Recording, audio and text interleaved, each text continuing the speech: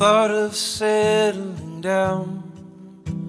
I thought of leaving it all behind.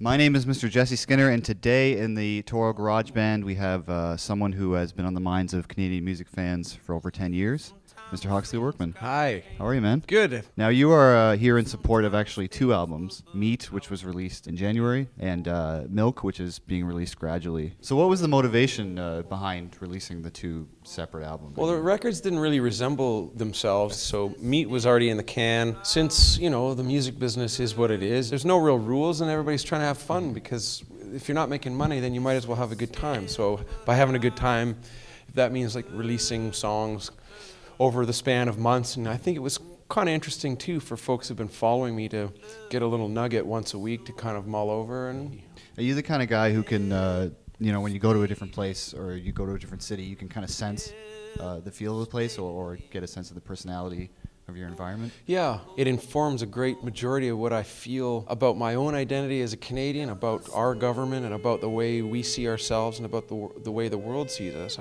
You get to have a deeper sense of, and it's an old saying, of where you come from when you leave it.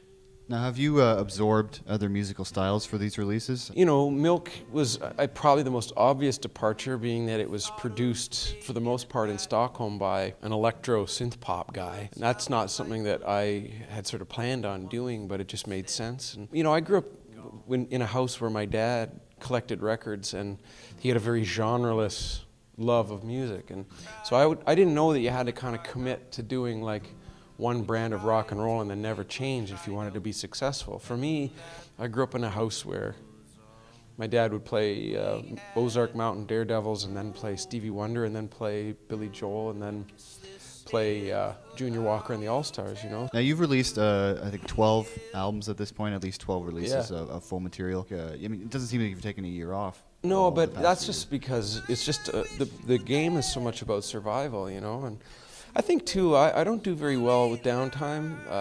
I try to fill up my days off with writing for other people, or having a meeting, or going for a long walk or something. So I think maybe I'll slow down someday, but at the moment it's hard, because if I hear a record that I love, like if I hear Alicia Keys and Jay-Z, or if I hear that new XX record, or if I hear something that's just blowing my mind, then I get so itchy to start making new music, because it feels like I start to gurgle, you know, like I heat up like a kettle on the stove. So. And eventually it's just going to... Yeah, like I have to do it somehow. Well, Milk and Meat are both available now. You should get them right now. Should get them right now. The song Devastating is from Milk. It's from Milk, yeah. Yes. I'm talking to Hawksley Workman. Thank you very much.